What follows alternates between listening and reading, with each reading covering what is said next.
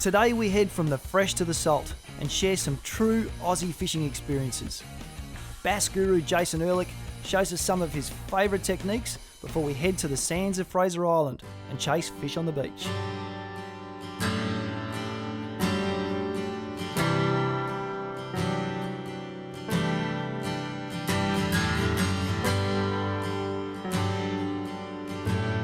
A small boat allows you to explore those hard-to-reach waters. Jason Ehrlich hooks up the poly and goes in search of skinny water bass.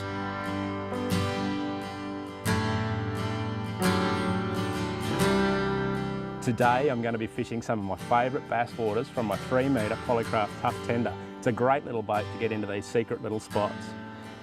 In late 2010, early 2011, big floods forced a lot of bass to get out of the dams. A lot of them vacated dams over spillways and got down into those streams below.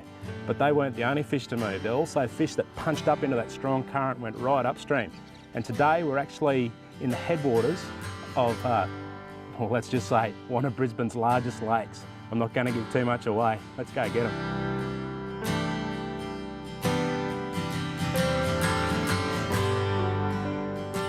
I'm going to try a couple of different lures this morning.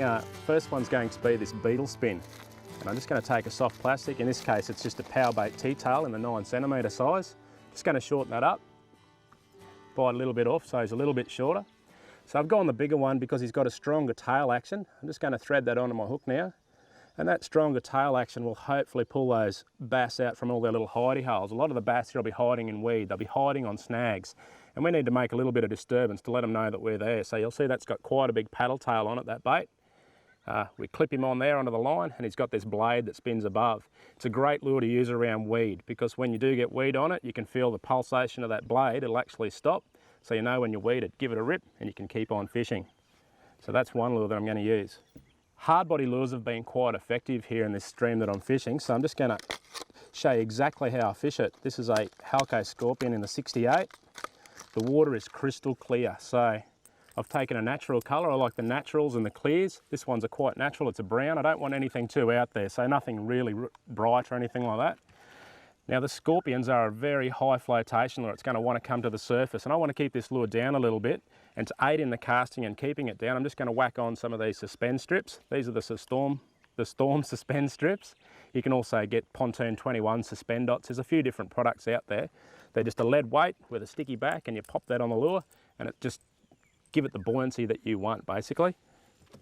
For starters, I'm going to go with about 4 strips, which won't actually make this lure suspend. It'll still be a slow floater, but it's not going to float really quickly back to the surface. It's just going to take its time coming back up, and because it's taking its time, it's going to be right in that zone.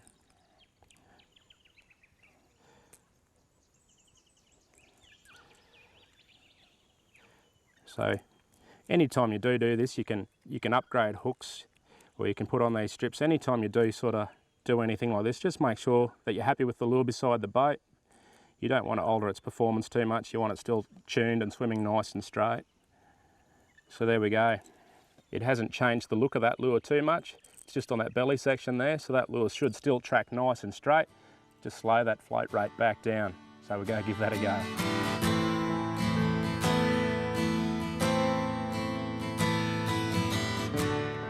Great day today with these overcast conditions at the moment. Some clouds just rolled in. It's already mid-morning. We haven't got up too early, but the water is crystal clear. So with that clear water and the overcast conditions, it's ideal to get those bass coming up nice and shallow. So what I'm looking for at the moment, just around these grassy weed edges, is a fish that's sitting there shallow, just waiting to ambush something. Quite often it's going to be pouncing on that lure within the first 4 or 5 winds of their reel. Sometimes you don't even get that. So a bait cast is a good outfit to use because you can actually land your lure, click it into gear straight away, and you're fishing. And that strike could come at any time. I've just come across some green weed. There's a little yellow flower on it, right on the edges.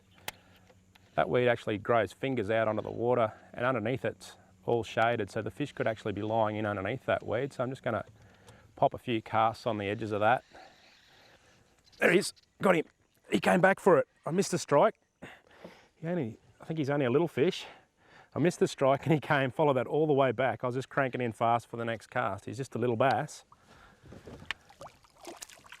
Whoa, turning it on now. This is what we've come here for.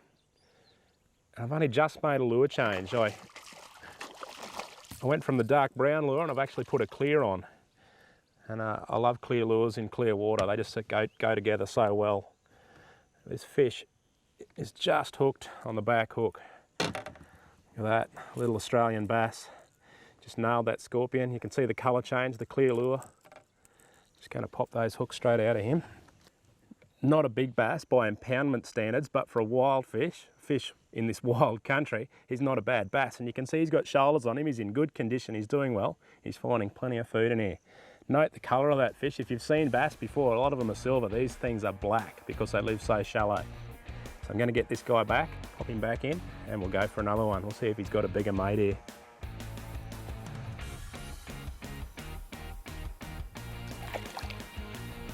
Catch you later. Sweet, let's get another one.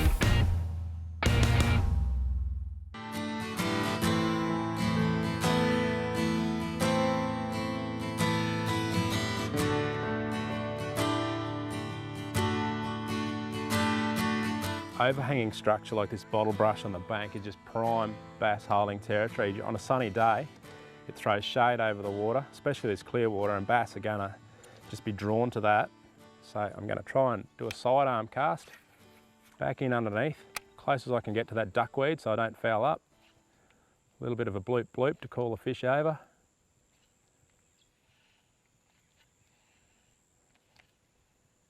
Roll him back out. I may try another cast even a little bit tighter back in there on the next one. The edges have been very quiet. It's very sunny, the water's very clear. I think that maybe it's time for a change, so I'm going to head further up the system and get into the really skinny tight water, which is quite often where the fish will move, especially in the warmer months. They'll punch upstream and get up into the shade of the trees, around the snags. So I think that may possibly be the answer to catching fish today. It's been pretty tough going in this more open water.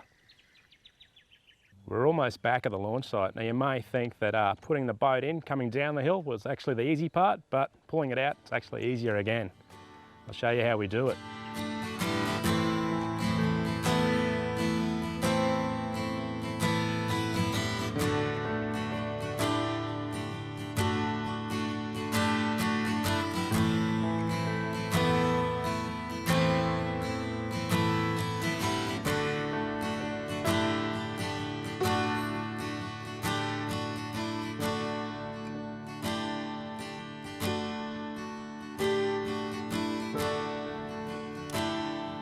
Believe it or not, we're still in the same system, but we've come further upstream, and there's a reason for that.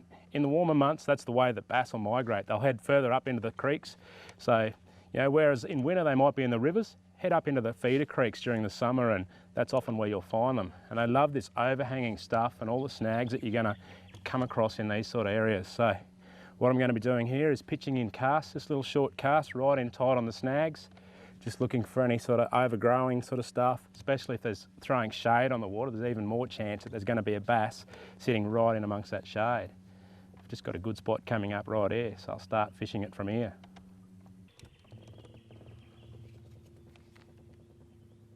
Look, look, look, look, look, look. There's one right there. Eat it, eat it. He's got it, he's got it. How good was that? Right on the snag. I called that fish, I was just saying, as I work that lure across, geez, saying to myself, this is the sort of spot where you'll just see a fish just come out of nowhere, and right off this log that you can see there, this little tiny bass has just come out and nailed this. So while it's only a little fish, the fact that it's just so visual just makes it so exciting. Watching that fish come up, he looked at it, turned away without interest. I gave it another little twitch and just saw him dart back, and he nailed it. And he's a stocky little fat fish, only a bit over 30 centimetres. So the suspenders in the middle of the day are a good idea. Rather than having the lure float back up, just leave the lure suspend right there in their face. Even this one slowly sinks, so it just stays in the fish's face. It gives them a chance to eat it. If they miss it the first time, it's not going to float up away, and you can just take your time, keep it in the zone. So there we go, a nice little bass from the tighter country. We've moved upstream, and already that's paid off. Half a dozen casts, right in tight on the structure, and this little fella came out. Now I know there's some bigger ones here, and that's what I'm going to be chasing. I want a big one like that.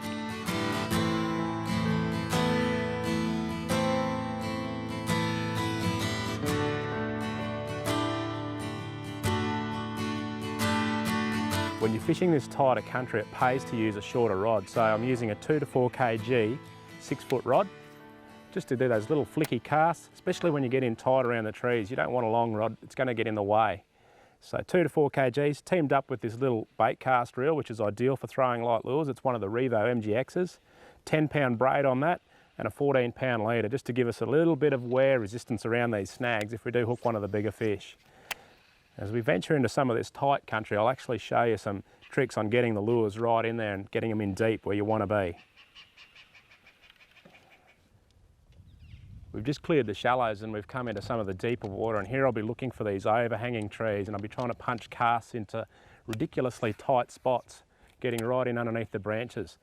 And to do that, I use that sidearm type of cast. You can either do a forehand or a backhand cast, just to get you right in tight in underneath the overgrowth. If you're not in the shade, chances are you're not going to catch fish, especially in this country in the middle of the day. You want to be right up in underneath it.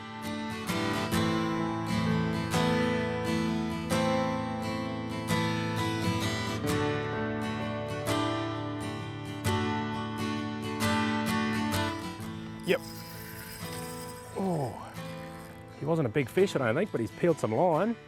Looks a little bit like a yellow belly. Not sure yet. Oh, he's down in the weed. He's actually on a stick. Just going to keep pressure on his off. Looks like a nice little golden. So there we go, another species. The bass have been really tough today. And I just grabbed a spin rod with a beetle spin on it that I rigged up earlier. And just flicked it just along this weed edge here, rolled it slightly deeper and picked up a nice little golden. Cracking little fish. Oh, come here, mate. Come here.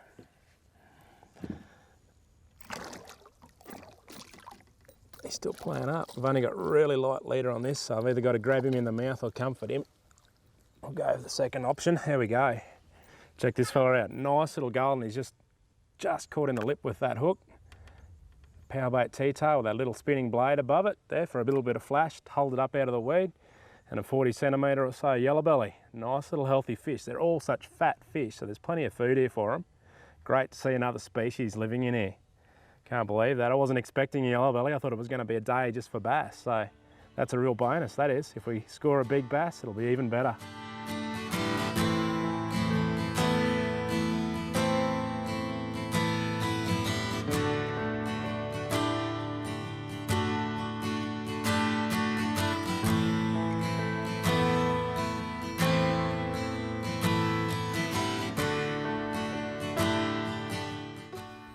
Yep, got him.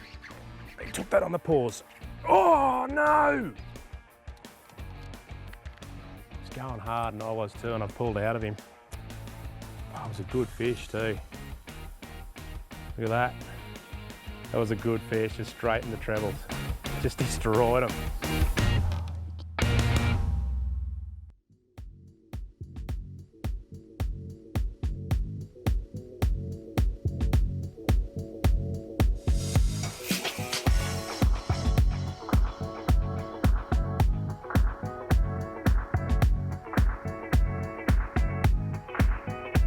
Fraser Island is a mecca for beach anglers. We hook up with a crew of hardened beach fishers and show you how they go about catching a variety of species in the surf.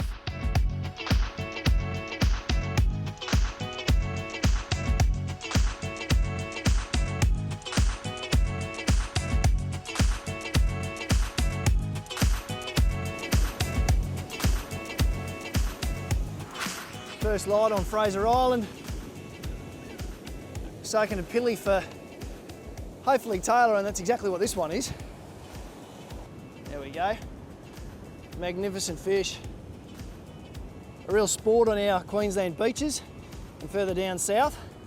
And we're at the mecca for these guys at the moment, Fraser Island, and we're fishing late in the season, which is the time that a lot of the gurus come to chase the big guys. He's certainly chopper size. August, September, this place is livid with these guys, and hundreds of anglers come to experience the pleasure of catching them. They're a magnificent sport fish caught around the world, armed with big chunks of sharp teeth. They love nothing better than a well-presented bait on the beach.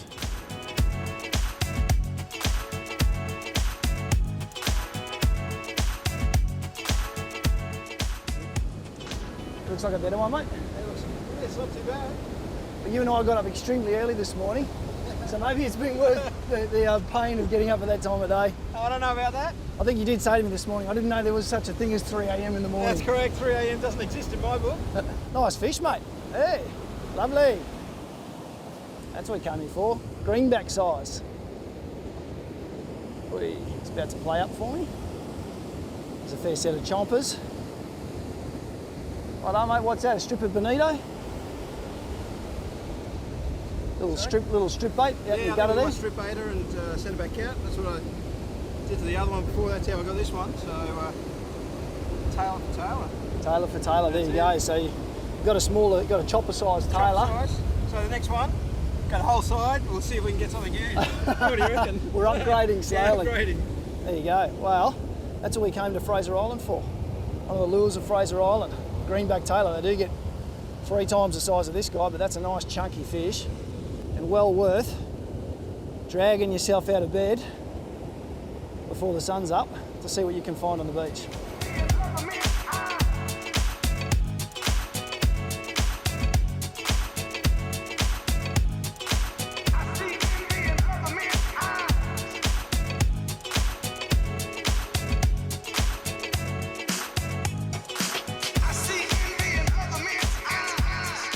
Preparing for beach fishing is like any sport. One of those things, it always pays to take a bit of time out, think about what you're going to do. What I like to do is look at the tides, most importantly, when's high tide, when's the low tide, and then look at the time of year as well, what species may be around that particular time of year, because I always like to target a particular species at certain times of year.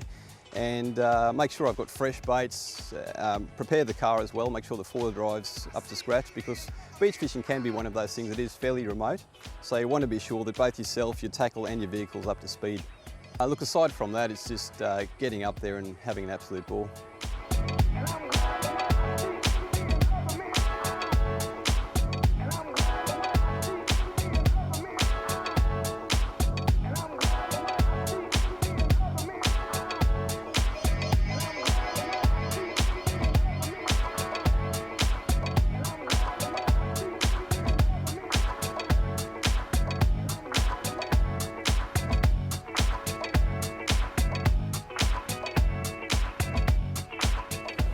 There's often a bit of confusion for anglers that are new to the beach about where's the structure, where's the gutter they're going to fish, and the best tool you've got is your eyes. Firstly, as you drive along the beach trying to see where maybe some of the steeper gradients on the beach are, tell you that maybe the beach is sloping into a better hole, and then colour changes and what the waves are doing. At the moment out in the front of me now, you can see that there's actually a deeper, darker blue just off the beach. It's a pretty good indication the water's deeper there. As well as that, the waves are breaking behind it, and then as they roll through, they rebuild. There's no white water on top of them. So that tells me the water's deeper there. It's not causing the waves to break. So by driving along a beach, using your eyes for colour changes and noticing where the waves are breaking and where they're not breaking, you can very quickly work out the type of deeper water formations close to the beach. That's your structure. Those are your gutters. Put a bait in them and see how you go.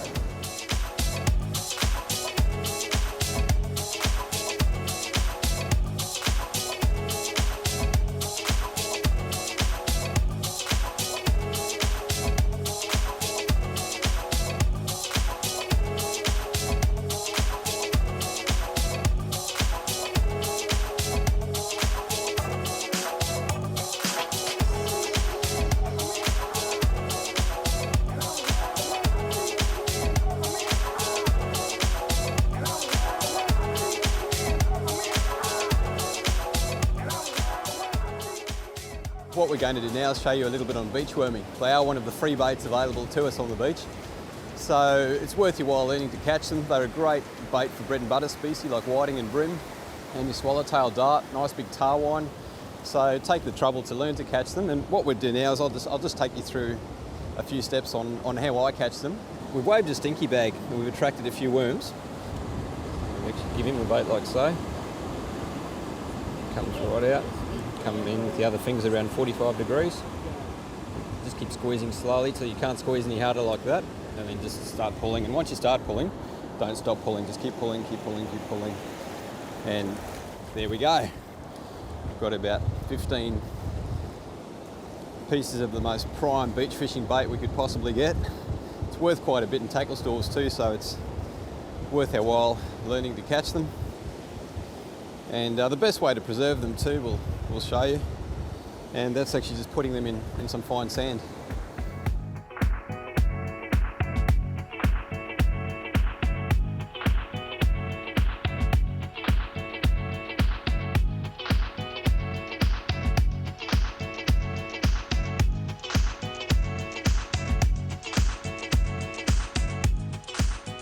This evening, the rig we're fishing with, pretty stock standard Taylor surf rig. I've got a big ball sinker, number 9, situated between 2 swivels to prevent a lot of line twist. It's a pretty solid sinker, but there is a lot of sweep at the moment, so I do want my bait to move, but I don't want it to move so quickly that it doesn't stay around long enough for a fish to grab it, and that's why I've chosen to go with that sinker. I've got about 30 to 40 centimetres of trace, a glow bead, and I'm fishing with a ganged hook rig to prevent bite off. Now, fishing with pilchards at the moment as a bait of choice, and before we set them up, we just want to line it up and work out where hooks have to go. And then it's a case of starting at the tail, pin a hook through, and then follow the backbone of the fish, or the back line of the fish, and it's easily marcated by the changing colour of something like a pilly, where it's the dark versus the silver. That's where you want to stick the hooks in and get it nice and lined up. Final one through the eye, run that bead down, and we've got a nice, well-presented bait. The hooks are all well positioned along it, wherever that fish is going to grab it. We're going to get a bit of penetration from a hook point, and we're not going to get bitten off because the hook is fully ganged. Let's put it to action.